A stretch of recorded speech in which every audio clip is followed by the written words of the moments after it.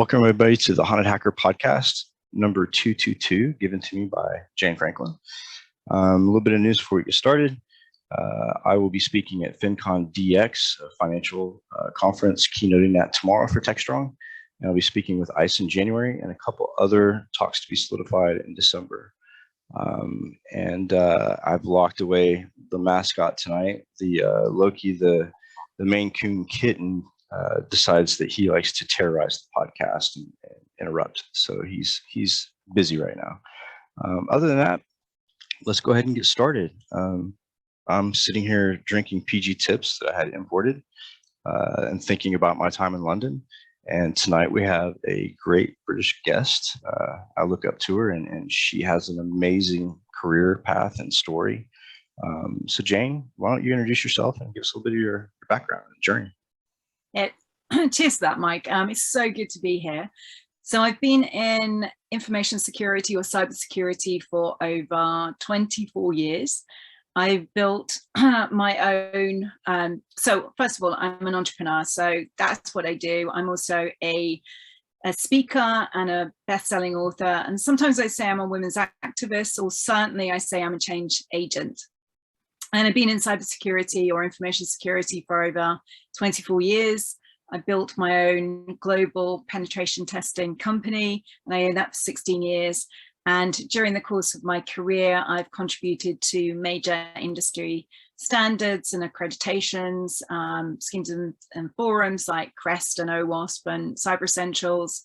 I work as an awards judge still, so I do lots of judging. It's not just in cyber, it might be in technology, and it also is in literature as well. And that's across all the kind of age groups as well. So some of the things that I do are for teens, which is really exciting and just inspiring. It's incredible. And I'm featured in the media quite a lot. So that could be in all of the main British broadsheets like the Times, the Financial Times, the BBC, Forbes, which obviously isn't British, but many of those along with industry press. And I do a lot of research, and I have my insecurity scholarships, which are for women mostly.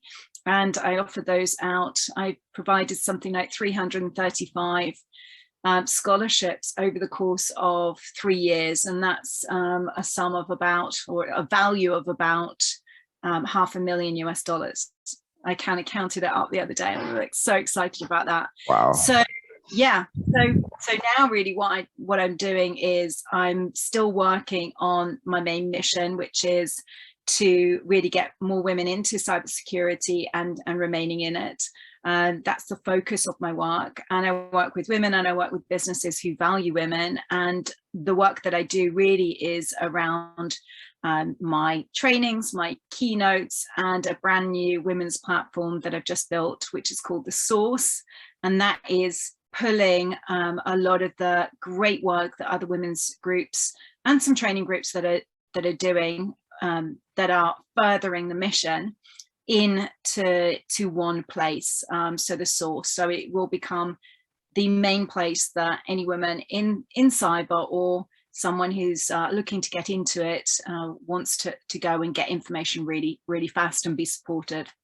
That's fantastic. You know, I'm a big advocate for diversity. And I think what you and others do in the industry as far as promoting women in tech and you know, diverse groups into tech, and not just, you know, race or you know, ethnicity or sex, but complete diversity, I think is really awesome. There's so many groups popping up, you know, around autism and neurodiversity and stuff like that. I think it's beneficial. You know, we all think differently, and it takes a variety of people to make a holistic solution, I think. So I really respect that. You mentioned teens. Some of the work that I've done with the teens in London specifically, I think that's some of the most rewarding work that I've done. I mean, to see them excited about something and to see them excited about tech or our industry is, I think it's a hope for the future. I have to agree with you. It's, I mean, I've got this big focus on women, but really aside from that, or it's certainly in parallel, is the work that I do with young people. And I absolutely love that.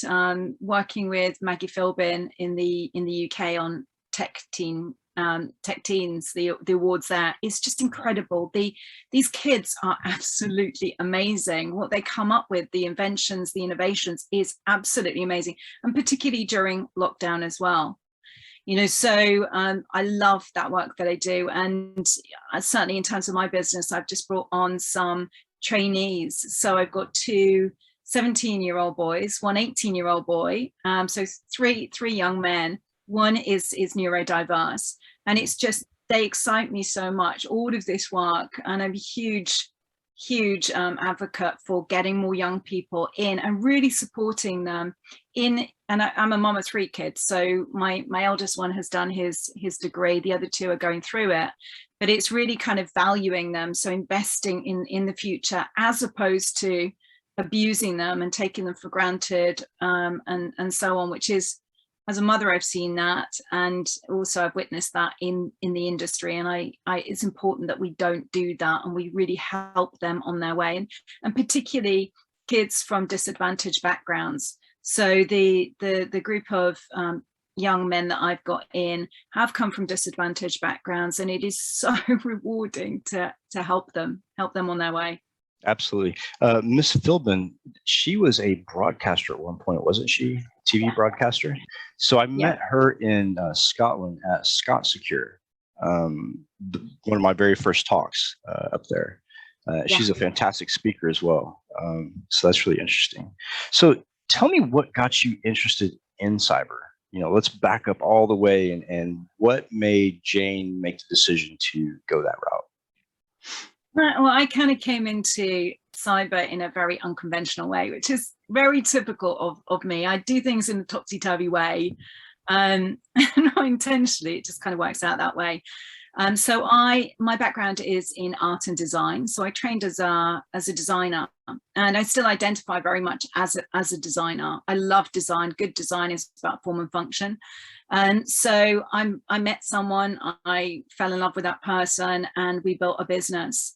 And I was always interested in tech, even though I trained as a designer and kind of worked as a designer, and then branched out into another career. I was steered into technology largely through the person that I met. So he was into tech, and he invited me. He said, "Look, come along. Do you think we can do this?" I was in my 20s. Naively, I said, "Yeah, absolutely," because he was very much, you know what you're getting yourself into, and it was just like, yeah, of course I do. And it's just like I didn't have a clue, but because I really didn't know anything about technology, the thing that interested me the most was security, and it was really new in 1997. That was pretty new, but it was feasible.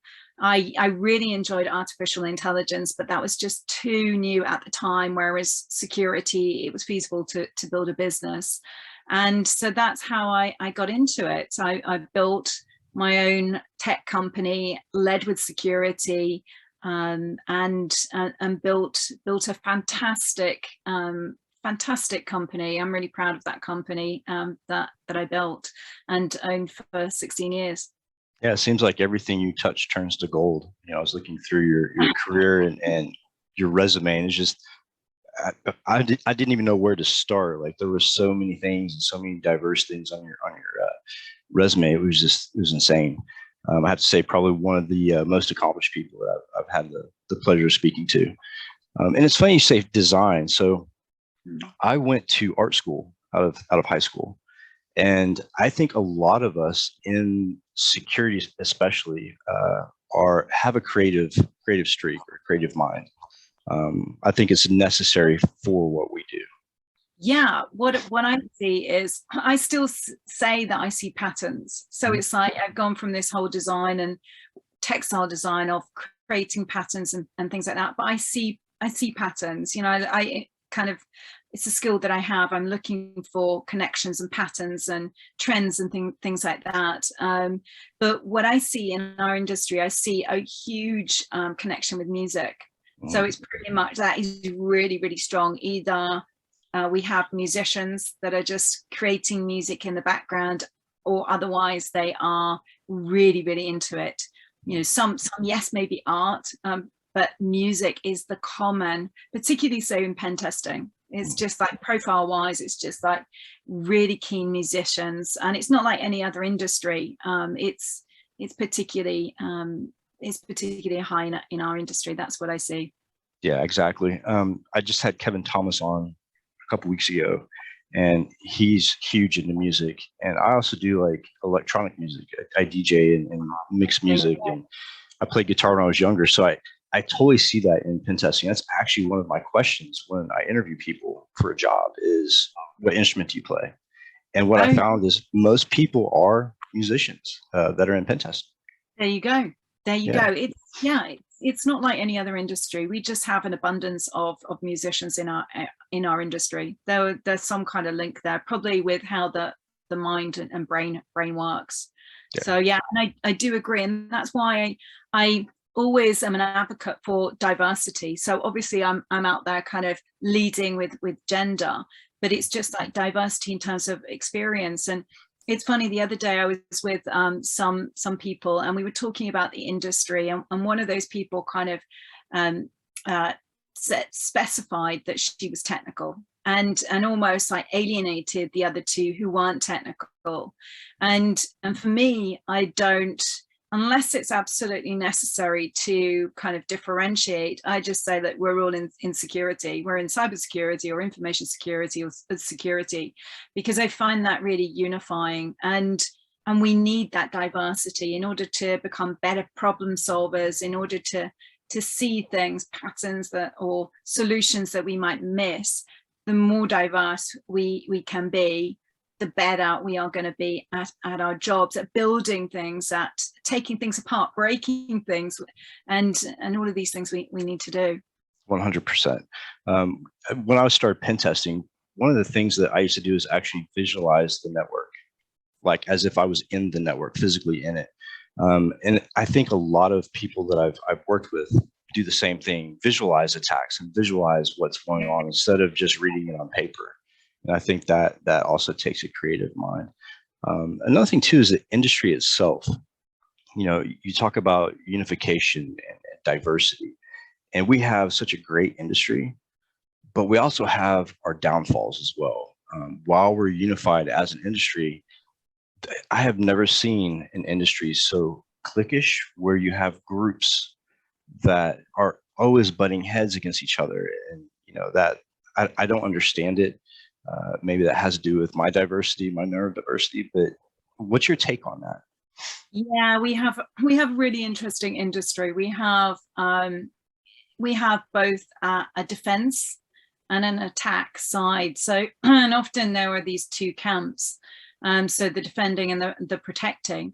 And sometimes I see a toxicity. If I'm being completely frank, there's a toxicity there. And sometimes the culture can be really hard and toxic.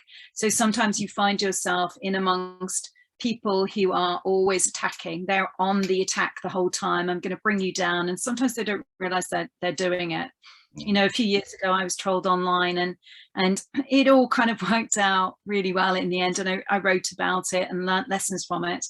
And I remember one of the guys coming and attacking me, and someone coming to my defense, and this person became on my side, and he said, "I'm so sorry, I just have a natural default to attack." So sometimes you can see that with the culture, and it's really important that we don't not allow this, but we kind of call it out or put a stop as much to it as possible, because it is to the detriment of our industry. It really is holding us back. And there are some really there are some people that really need a lot of help and healing, so that they are not behaving in that manner. And it upsets me, particularly when I see young people doing this. It shows huge insecurity, and yeah, it's not good for our, you know, in terms of like publicity. It's just like, come into our industry. It's like right now we almost have we're well known actually for behaving in this way. And obviously not all of us behave in this way. It's probably something like 20% of the industry behave in that way, but it, to all and sundry, it just appears like that. It's harsh. And I also know some great people in the industry who are really sick and tired of it, and they will hold their hands up and say, do you know what, I don't want to be on Twitter anymore, or I don't want to be in this industry anymore. So it's really important that we call out this toxic, unhealthy behavior, and we're not contributing to it, and we're not turning a blind eye. And that is some of the work that I do, whether it's through the women's work or just in general, calling this bad behavior, or sometimes poor leadership, where people turn the other way and they just ignore it. And it's just like, it's okay so long as business is good, so long as the money keeps rolling in, I can turn a blind eye to it. I don't like that at all. No, absolutely not. And I've been the target of some of that stuff too. And it's, you never know what's going on in a person's life, and especially in our industry where mental health and I've lost several friends to suicide in the industry. You never know what that person's going through, and when someone attacks them like that, you don't know the damage you could potentially cause. And I tried to take the stance of not responding to it, but it is so difficult. It is so poisonous and so difficult. It is. Sometimes you do need to ignore it. I mean, it's just like, the higher your profile goes, the more you're going to be attacked. And I think it's Brené Brown who said, are you ready to fight in the arena? It's worse to that effect. Every single day you enter the arena, are you prepared for that? Are you ready to enter the arena as a gladiator, as a fighter, but not necessarily going out to cause a fight or or to pick a fight. So there are times when you can ignore it, and there are times when I've ignored it and just kind of gone, do you know what, I'm not answering you, you're just out to do that, and I'm not going to participate. And silence can be quite powerful. And then there are other times where you have onlookers and you need to call it out, and you do need to defend yourself. For me, what I always try and do is I always try and understand someone who's interacting with me, and try and understand it from their perspective, and I will give them the benefit of the doubt. But if it continues, then I've usually got something that I will, just a one-liner. It's just like, and what I say is, your behavior or your words are, what is it that I say? Something like illustrative, or it's not illustrative. It's something like that. It's just like, your words say a lot about you. It's because they do. I'll have to find this phrase that I usually use. I haven't used it in a long time because it's been good. I've been okay out there.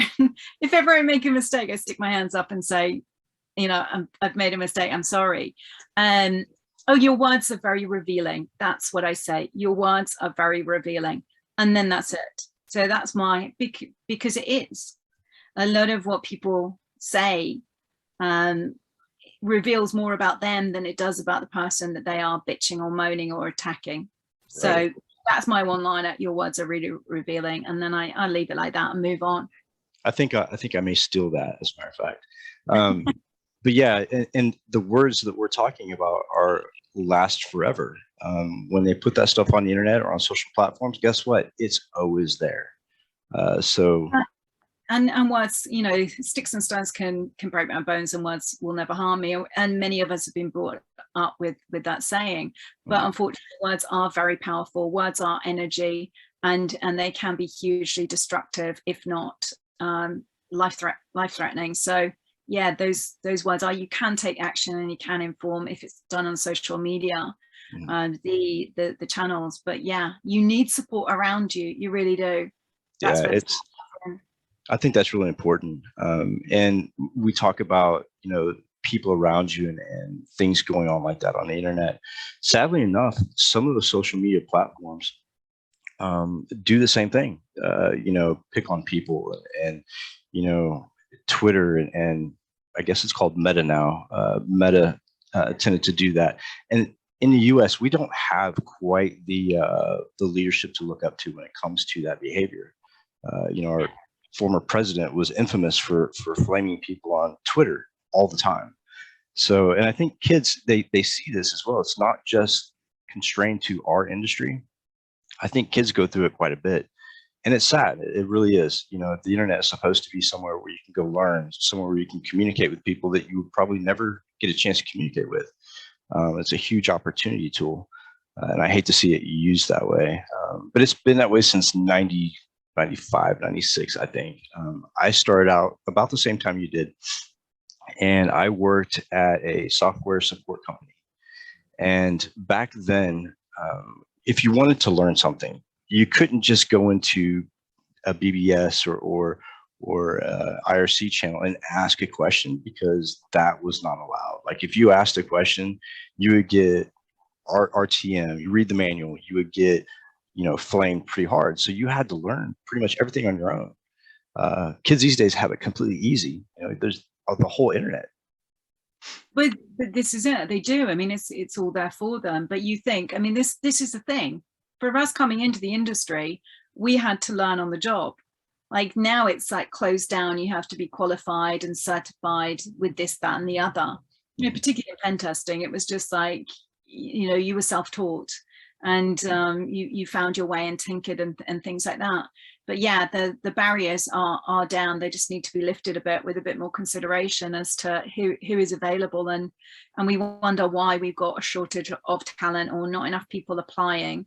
It's just like, well, you've closed the doors, you've restricted, it wasn't like that in our day, and we've all done okay in this industry and found our way. So, and it's not that things have got more complicated, because actually a lot of the time, we're still dealing with the same issues that we were 10, 15, 20 years ago.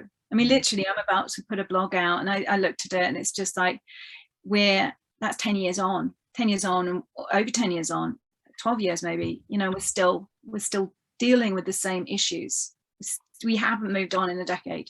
Right, exactly. And when you look at some of the defense products, I talk about this quite a bit. Some of the defense products that we have are not more advanced. They still have the same foundation of what we had back in the late 90s. And it's kind of shocking, but it's also telling in a way. As an industry, we have moved quite far, but we haven't moved that far from where we started, to be honest with you. Yeah, I really agree. Yeah, I mean, there are some fun things out there, and artificial intelligence has moved on, machine learning has moved on, and some novel ways of crowdsourcing intelligence and making a business out of that, but actually doing good from it. So the more we are a collective, the more unified, the more we're sharing and collaborating, the better we can do. So it's really good to see some of those ways coming about, but equally it's disappointing that we're still having the same discussions that we were 10, 15, 20 years ago, and that hasn't moved on. It's just like, and sometimes that can be quite boring. I mean, during stages, throughout my 24 years, sometimes because I like new and I like challenges and things like that, sometimes it's been like, it's the same old stuff, so it's almost like having from it and then having an injection of innovation is good. It's like exciting. This has come along, this is new, that's great. But yeah, so I completely agree with you. Yeah, I was expecting to get all this new experience and excitement when I started taking on incident response this past year, and I can tell you that it's just as frustrating as when people would say, "What can I do to secure my network?" Patch, right? So with incident response, it's the same incident every time I respond, in the same reasons. And as an industry, I think we're failing at moving that bar of security up. Yeah, or you look at secure lifecycle. It's just like the way that things are being built. Why have we not got more influence? We need more power, we need more influence, so that technology can be built from the ground up, with security actually in mind from that initial design phase, as opposed to bolted on at the end, or not even considered or built. And I mean, just the way that technology is ridiculous, that we are using it, not just in terms of security community, but in terms of consumers. Whether they're small businesses or large businesses. And it's just like, why is the security not a higher priority. And then by security, I also mean privacy as well. So say, for example, often when we're coming to pen test a product that we might have bought, there aren't any kind of, or there are very few, not certificates or badges, but it's just like you're having to pen test it after buying it and implementing it. And then you're discovering vulnerabilities, or then you're discovering considerations that the vendor won't do anything about. You know, so it's just like, well, we're just going to ignore that because our other users aren't voting it as a higher enough priority, or whatever it is. That is not good enough. Not in the age that we're living in, not in this digital age. It's not good enough. No, I totally agree.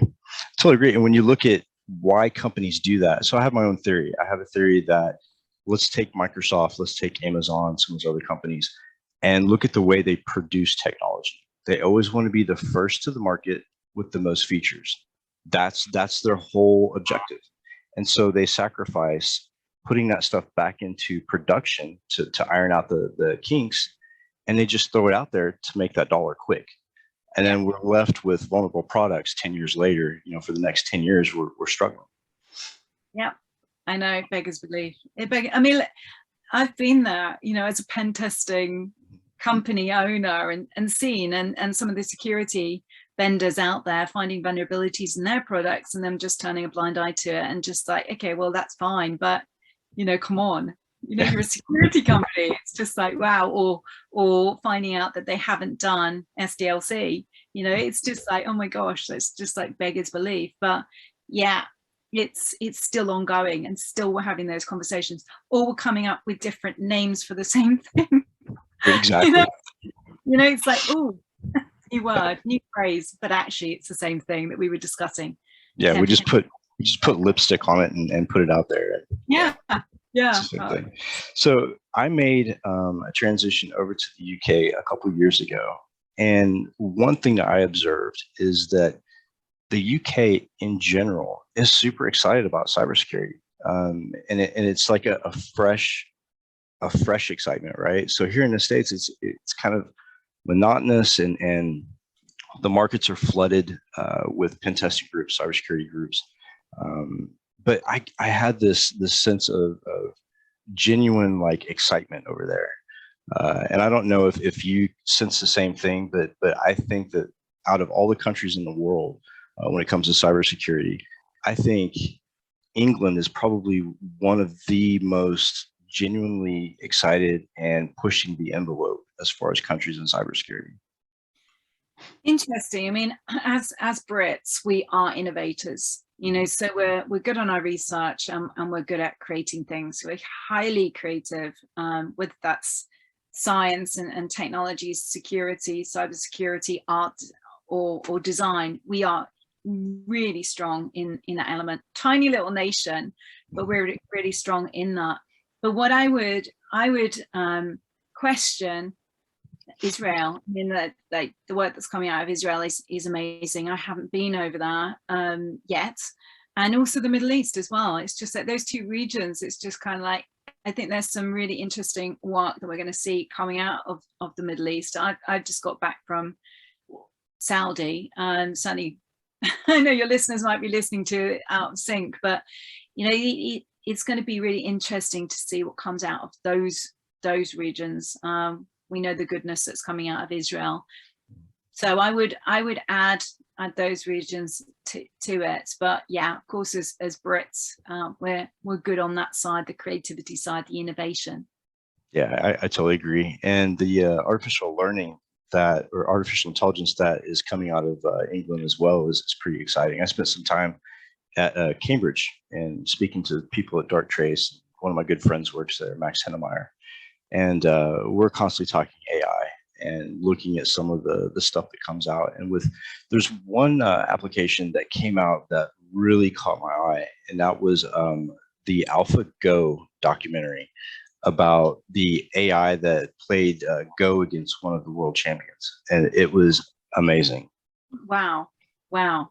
Yeah, it's exciting. I mean, it's when technology advances in leaps and bounds, and I think during COVID, this whole like 18, 24 months, 2-year period, we've seen so much creativity. We've needed it, we've needed to come up with solutions and things like that. But I think there's been an injection of creativity. It's just like, well, what can we do? How much better can we be? How can we solve these problems? So that's some of the goodness that's come from this period, this pandemic. That's really exciting, because I do believe that to be a huge leap, because we've seen that, cloud, just the way that we're working, all of that was supposed to be coming in the next 2, 3, 4, 5 years and further. But we've just had that fast forwarded, thanks to the pandemic, and because of the way that we've been working, some people being laid off and things like that, they've needed to create and or have a break. And sometimes having that break enables the creativity to come back. I mean, how many people during that period when we were in lockdown and so on picked up their paintbrush or a musical instrument and kind of went, oh my gosh, I remember I used to draw, or I used to paint, or I used to play this instrument, or do you know what, I've always wanted to learn how to do that, I'm going to do it. And it's just like there's been a revival of creativity. And so having that space, having that injection just creates more. Absolutely. And I think that the landscape, the target landscape for technology for attackers has exploded because of the pandemic. Absolutely. And it's horrifying. And that's one thing, that's why there's more talk about resilience. And certainly for years I've been talking about this, writing about it, speaking about it, but also as a business owner myself, it just makes common sense. It's just like, okay, right, fine, it's not a case of if and when, it's a case of, well, when you discover, because that might already have happened, or how fast can you bounce back? What are your commitments to your shareholders, your clients and customers, your stakeholders? How can you be diligent and do enough within the constraints of your budget to make sure that you are reducing your risk as much as possible? And I think it's interesting, and I just think it's interesting. And I really do think that more of us in the industry need to have a good old dose of entrepreneurship to really bring home this message, because often practitioners can get really frustrated with those that they're working with when they don't implement full security solutions, and they just don't get, sometimes they just don't get that, well, it's in line with budget or what we're doing as a business. So I think a good injection of entrepreneurship would really help them to understand that better, and as part of the understanding, to be able to communicate that and gain the buy-in that is necessary in order to influence some of the decisions that are being made. Absolutely. I think that a lot of that goes back to the beginnings of cybersecurity and the thought of return on investment. A lot of companies back then didn't believe that cybersecurity had any ROI. And I think that thinking still kind of lingers around. Well, this is it, from a trust perspective, it's just like, again, like communicating the advantages. Well, what is that return on security investment gonna be? What's the deliverable? And it is really important to consider that. And I think it also, what's also interesting is whether or not we're going to move into more of a liability. So you've got good practice, security, good practice, best practice, which many of us advocate, or whether it is just going to be compliance. And I think we're going to move into much more of a compliance arena going forward, which will mean tick box exercise, tick it off, because the liability the business owners are going to face. And that's going to be really frustrating for those of us in the industry who believe in best practice, as well as like ticking off for compliance and the regulators, which you need to do. But I think that's where it's going to get really interesting, because I think we're going to become much more compliance driven than best practice.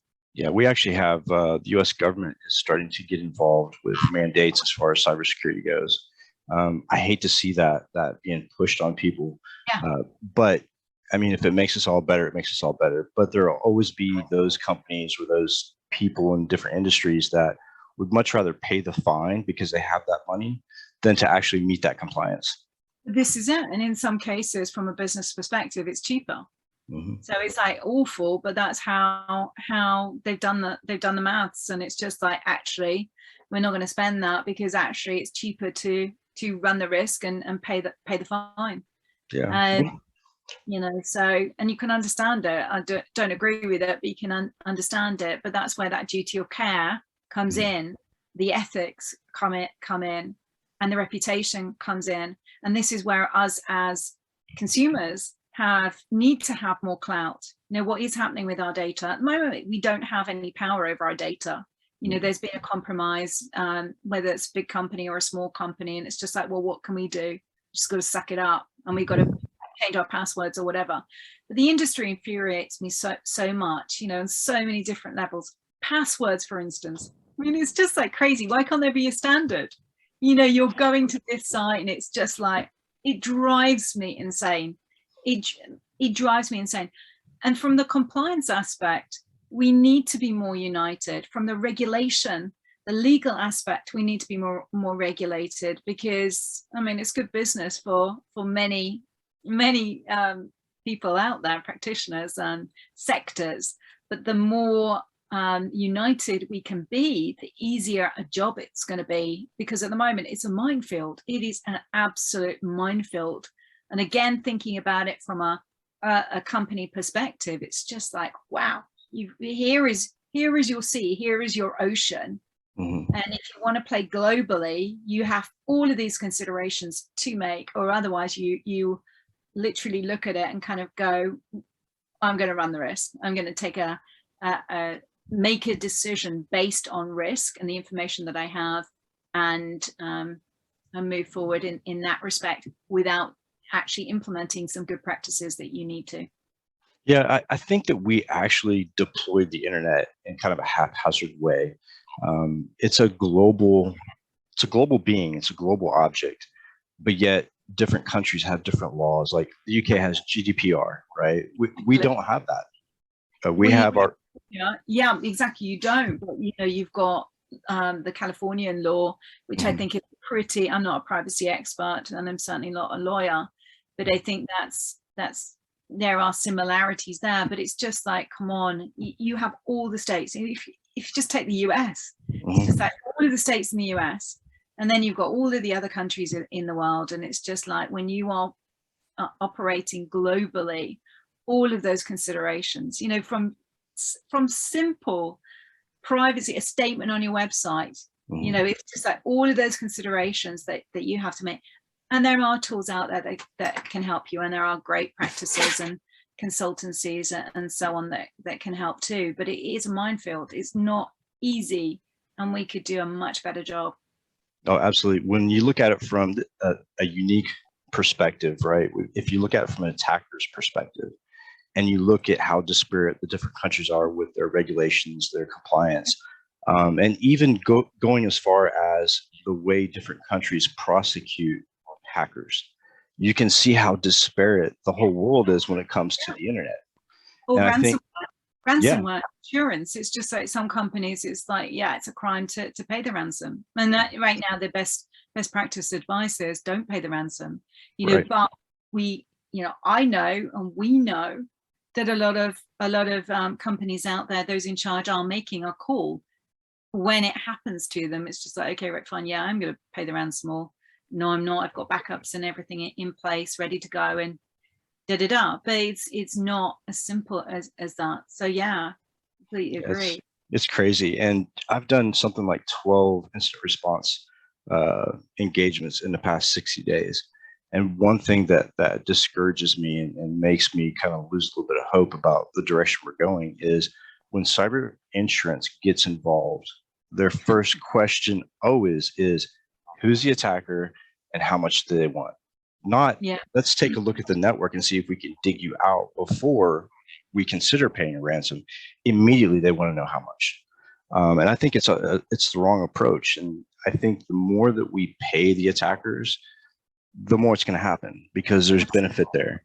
And and I've seen attackers companies that have paid the attackers and then the attackers come back and do it again. So well, yeah, this is it. And also, if you do pay, there's no assurance that you are going to get everything restored. I can't remember what the percentages are, but I looked into it fairly recently when I was chairing a conference, and it's just like there is no guarantee at all. So it's like it's a game of risk. It's a game of risk. Why would you? It is, and it's painful to watch these companies go through that. The latest one I did, actually the most impactful one that I've done in the past couple months, was a small medical company, and they were providing X-rays and images to different facilities, and everything got locked, everything got encrypted, and I saw the real impact of it. It wasn't just technology. This is touching people's lives and people's well-being. Well, this is I mean, we had our first death, didn't we, in Germany? So that was not too long ago. So we have a serious case. So yes, it's not just a case of loss of revenue or loss of assets and an IP or bad reputation. It can be life-threatening. So Absolutely. it's becoming far more serious, and the more connected we become, the more online we become, the more technology advances, the more dependent. I mean, to me, I just see us boiling the frog. We are literally boiling the frog right now, and it is horrifying to watch. You know, all of the bad design that is out there, all of the solutions that don't work. They don't work with one another. They either don't work full stop, or they don't work with one another and they're supposed to. It is infuriating. I mean, literally almost everything you touch, and you think about the numbers of tools that we are using on a daily basis. I mean, 2 or 3 years ago, it might be 3 years ago now, 2 or 3 years ago, I did a panel for Dropbox, and we were talking about the numbers of tools that we're using. I think on average then it was something like 40 tools per day. You know, so it's just like, that's only going to increase. And it's just, when these don't work, and when they don't work with one another, and we're reliant on them, it's just infuriating. We're dependent and we're controllable, and it's just not a good position. We're losing so much.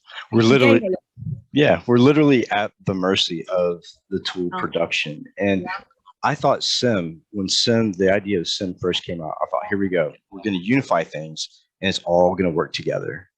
But when you know it, that was not the solution to answer the problems. And I really, truly think, when people always ask me, what do you think it's going to take to move that bar? What do you think it's going to take as far as what we can do better? And it's not more tools. It's not more advanced platforms. It's basics. It's, I'm going to deploy a VPN because there's lockdown. Let's look at what VPN solutions are out there, and let's look at the vulnerabilities before we buy them. And I think people at home do the same thing. They go out and buy, like, let's say a Siri device or an Alexa device, but they don't look at what's going on in our industry as far as that device goes, and they leave themselves completely vulnerable. Yeah. It's like impact, isn't it? It's like, what's the impact of making a decision based on that? Have you thought it through? But we can make that. We need to improve ourselves and the way that we are operating for others to kind of get it. So we need to become much more influential. We need to lead more.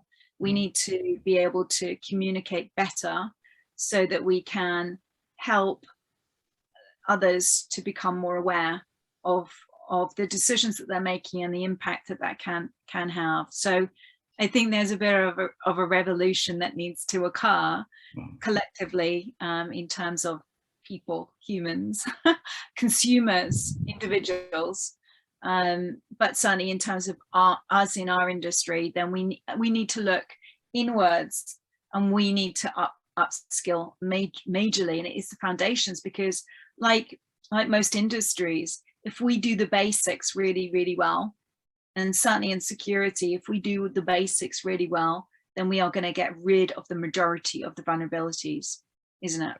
Yeah, exactly. But what's really surprising is I did a podcast with Dana, and Dana has this huge like podcast, and she does like CMMC stuff. And we talked about geotagging on photographs and how vulnerable, that leaves kids and stuff like that. And would you know that there were security professionals who didn't know that that actually existed? And I'm like, wait a minute, this is so old. Like, this is way old. Yeah. But I think that there's a lot of that goes around. I dabble a lot in RF. I say dabble. I spend most of my time on RF. And the reason being is we've created these defense platforms where we focus on IP, applications, stuff like that. And unless your company is built inside of a Faraday cage, you're vulnerable to RF. And people are shocked. They're like, wait a minute, you can do this? And I have to explain to them, we've been doing this for the last 20 years, just nobody pays attention. So, I think as an industry, we do have a lot that we need to communicate to each other and build each other up and raise that bar together. There's too many disparate groups that are focusing on different technology, but not sharing it collectively. Yeah. And it's a bit of a paradox, isn't it? It's just like, and again, it's part of our industry. It's just like secure, lockdown, it's mine. Nobody else's, no one else can see it. And it's just like, actually, we need to open up more. The more which is going against everything. It's just like the more we open up, the more secure we can be. But it's that leap of faith almost. It's seeing. I think of Indiana Jones. It's probably crazy, but I think of Indiana Jones. In one of his, I think it's the third one, the one where he's with Sean Connery.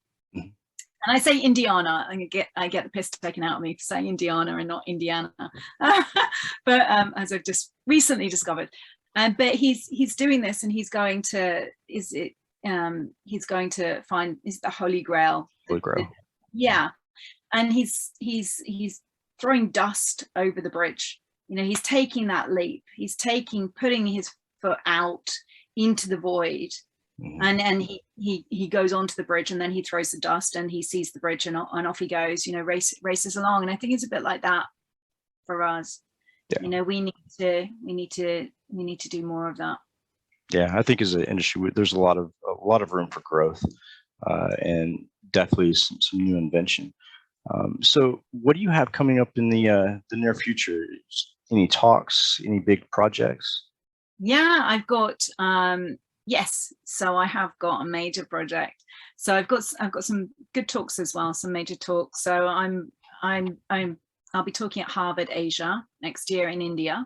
Nice. So that's going to be in August, and I don't know if that's going to be live, obviously, because of the situation. And there's some other ones. So like Every Woman, I'm going to be doing a talk in London with them in March, and some other ones that are just being put in place now.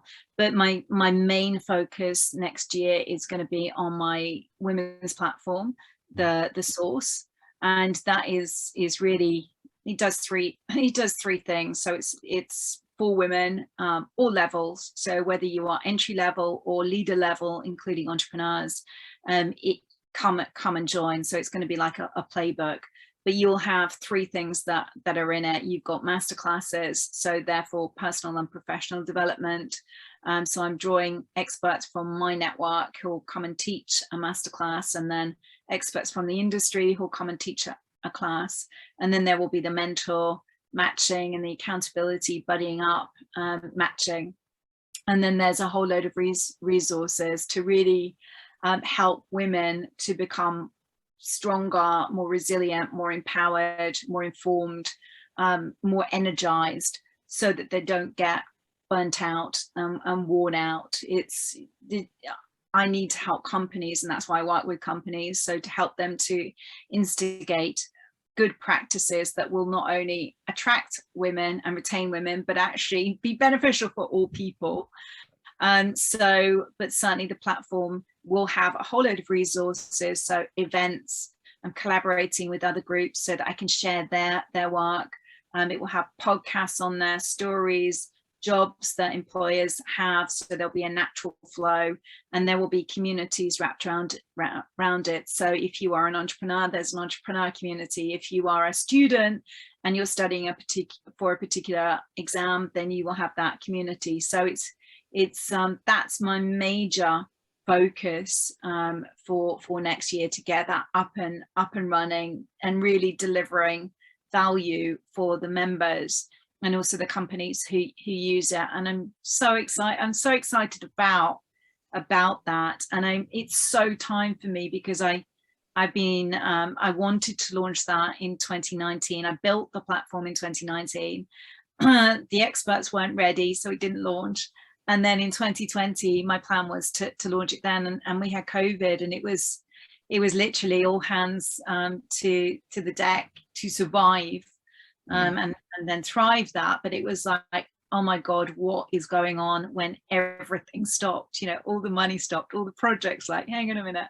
It's just like, oh my God, you know, what's going to happen? So 2020 was really kind of figuring that out, and 2021 was like back on track. You know, this needs to happen this year. It really does. So it's something I've been working on in the background for probably about five years. But yeah, so next year it's like head down, focus, and charge. And I'm excited about the impact that that's going to make for us as a security community. Yeah, absolutely. And that's so inspiring to hear about that type of project going on. So we're at the end of our hour, and it's been an absolute brilliant conversation. I really enjoyed having you on. Thank you for coming on. And if anybody wants to ask you a question or get a hold of you, what's the best way that they can do that? Definitely come and connect with me on LinkedIn or Twitter. And I keep it really simple. So it's Jane Frankland. So just look for me there. And if I don't come back to you, please persist. It's not that I'm ignoring you. So just keep on asking, and I will answer. It's just that I might not do it immediately. It just depends how much I've got on. But yeah, that's the best way to find me. Awesome. Well, and I think you have something like 22,000 followers on one platform, just an insane amount of followers. Yeah, and also the other thing that I've got coming out, I've got books coming out. So I've got yeah, I'm excited about this. So my second book is called Insights. It's going to be a series of books. I'm going to be coming to the community asking for help with this series. So I'm really excited. Yeah, I'm so excited about this. And then I'm going to kick that off, get that book out. I've got a planner coming out as well, which will help the community. And also I'm just about to start writing my third book, which will challenge me definitely as a writer, and it will be highly valuable for the community. So yeah, there's quite a lot of writing work that's going on as well. Yeah. Awesome. Does the word overachiever come into play at any point? I mean, because you have so many inspirational things going on and you're everywhere. Just an awesome inspiration. But thanks again. And do you have any questions for me before we close it out? Not at all. It's been so lovely talking to you. So thanks so much for having me. Absolutely. All right, guys, that'll be it for today. And if you see Jane on social platforms, make sure you say hello. She's very inspirational and a great person. And we'll see you next time. Thanks, Jane. Thanks. Bye. Bye.